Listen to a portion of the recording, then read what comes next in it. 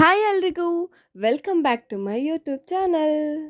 ಇವತ್ತು ನಾನು ಬದನೆಕಾಯಿ ಎಣ್ಗಾಯಿ ಮಾಡೋದು ಹೇಗೆ ಅಂತ ಹೇಳ್ಕೊಡ್ತೀನಿ. ಮೊದಲು ಒಂದು ಗುಂಡು ಬದನೆಕಾಯಿ ತೊಗೊಂಡು ಅದನ್ನು ನೀಟಾಗಿ ತೊಳ್ಕೊಬೇಕು. ತೊಳ್ಕೊಂಡಾದಮೇಲೆ ಅದನ್ನು ಎರಡೂ ಕಡೆನೂ ಕಟ್ ಮಾಡ್ಕೊಬೇಕು.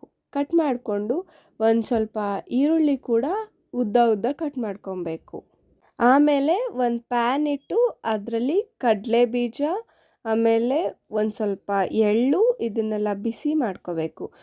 ಆಮೇಲೆ ಬ್ಯಾಡಗೆ ಮೆಣಸಿನ್ಕಾಯಿ ಮತ್ತು ಖಾರಕ್ಕೆ ಬೇಕಾದಷ್ಟು ಒಣಮೆಣ್ಸಿನ್ಕಾಯಿ ಕೂಡ ಹಾಕ್ಕೊಂಡು ಬಿಸಿ ಮಾಡಬೇಕು.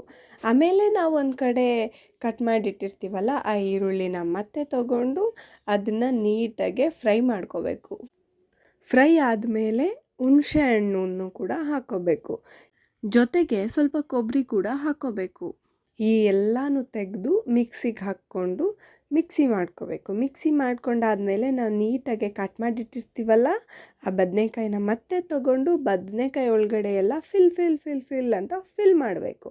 ಫಿಲ್ ಮಾಡಿದ್ಮೇಲೆ ಫಸ್ಟು ಸ್ಟವ್ ಹಚ್ಕೋಬೇಕು. ಸ್ಟವ್ ಹಚ್ಕೊಂಡು ಒಂದು ಬಾಣಲಿ ಇಟ್ಟು ಆ ಬಾಣಲಿಗೆ ಎಣ್ಣೆ ಹಾಕಿದ್ಮೇಲೆ ನಾವು ಫಿಲ್ ಮಾಡಿರ್ತೀವಲ್ಲ ಆ ಬದನೆಕಾಯಿ ಕೂಡ ಹಾಕಿ ನೀಟಾಗಿ ಫ್ರೈ ಮಾಡಬೇಕು.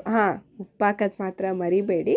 ಉಪ್ಪನ್ನು ಕೂಡ ನಿಮ್ಗೆ ಎಷ್ಟು ಬೇಕು ಅಷ್ಟು ಹಾಕ್ಕೊಂಡು ನೀಟಾಗಿ ಅದನ್ನು ಬೇಯಿಸ್ಕೊಂಡು ಇನ್ನೊಂದು ಕಡೆ ಮಸ್ತಾಗಿರೋ ಅಕ್ಕಿ ರೊಟ್ಟಿ ಮಾಡಿಸ್ಕೊಂಡು ಚೆನ್ನಾಗಿ ಚಪ್ಪುಡ್ಸ್ಕೊಂಡು ತಿನ್ನಬೇಕು.